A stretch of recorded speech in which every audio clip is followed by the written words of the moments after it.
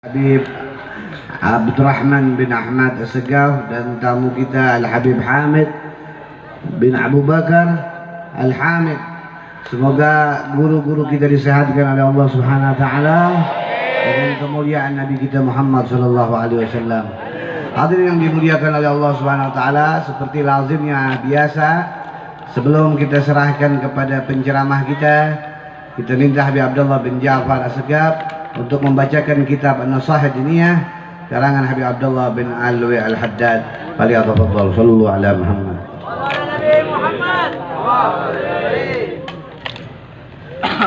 Bismillahirrahmanirrahim. Nawaitu ta'alluma wat ta'lima wal istifadata wal ifadata wal 'atha على تمسك كتاب الله وسنة رسول الله وعلى آله وصحبه وسلم.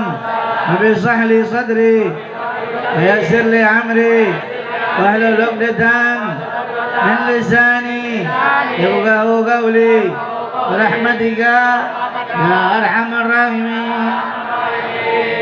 قال المصنف رحمه الله تعالى ونفعنا به وبعلومه في الدارين آمين. لأن قال حبيب عبد الله الحداد واعلم أن أعماني المغفرة مع الكسل والبطالة من أضر شيء على الإنسان وقد فشت على ألسنة المخلطين من أهل هذا الزمان، ولذلك تولنا الكلام فيها رجاء أن ينفع الله به من وقف عليه منهم وينتبه من غفلته ويستيقظ من رغبته عندما يعلم أن أهل النبوة وعلى الصلاح كانوا في نهاية الخوف من الله، حتى كان نبينا محمد صلى الله عليه وسلم يقول لو أخذني الله أنا وابن مريم بما جنت هاتان يعني السباب والإبهام لأذابنا ثم لم يظلمنا شيئا.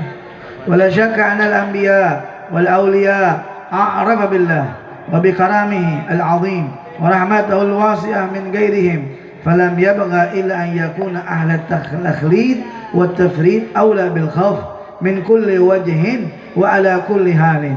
واعلم أن المتمني المغرور مقطوع الحجة بأيسر المؤونة، فإذا قال إن الله تعالى لا تضره الذنوب ولا تنفعه الطاعة وهو غني عني وعن عملي فقل له صدقت ولكن الذنوب تضرك والطاعات تنفعك وأنت فقير إلى العمل الصالح، ثم قل له اقعد عن الكسب والحركة والسعي للمعاش فإن الله تعالى قد ضمن لك الرزق وعزائم السماوات والأرض في قبضته، فسوف يقول لك صدقت ولكن لا بد من السعي والحركة وقلما رأينا شيئا يحصل بدون ذلك. Hadirin yang dimuliakan oleh Allah Subhanahu wa taala, alhamdulillah Habib Abdullah Al-Haddad mengingatkan kepada kita tentang penyakit di mana orang yaitu banyak di akhir zaman, yakni ahli tafrid, ya orang-orang zaman sekarang ini banyak yang mana berangan-angan dapat pengampunan dari Allah Subhanahu wa taala, tapi dia malas beramal, ya. Dan berangan-angan, oh saya bakal diampunin dosa saya, tapi dia nggak mau beramal, dia malas, kasar. Nah ini kata Habib Abdullah Haddad, ini adalah paling bahayanya yaitu sesuatu kepada manusia, ya.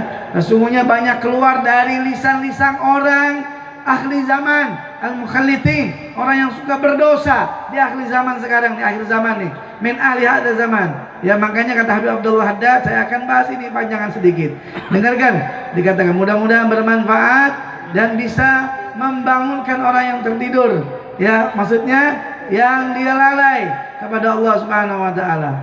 Sesungguhnya ketahuilah ahlun nubuwah, mereka para anbiya, mereka para rasul, mereka para aulia-aulia Allah Subhanahu wa taala, kanu fi nihayatil khauf min Allah.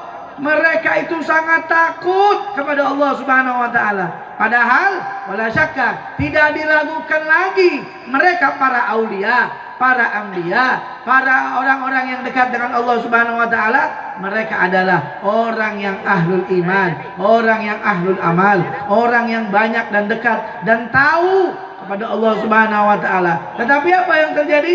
Mereka sangat takut kepada Allah Subhanahu wa taala. Mereka sangat taat kepada Allah Subhanahu wa taala. Mereka betul-betul khauf kepada Allah Subhanahu wa taala. Nah, seharusnya kita ya yang ahli takhlid wa tafrid, seharusnya kita lebih dari itu, ya. Kita lebih dari itu.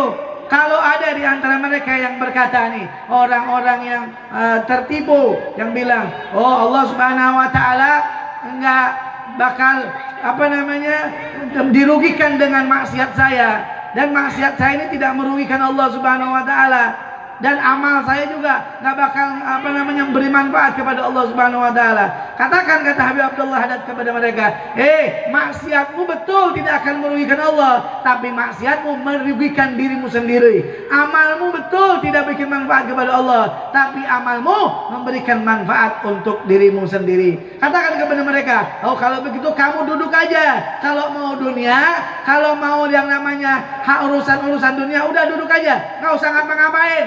Pasti mereka bilang, oh nggak bisa, harus bekerja baru dapat dunia. Kan udah dijamin sama Allah Subhanahu wa taala. Maka udah nggak usah ngapa-ngapain, nanti duduk.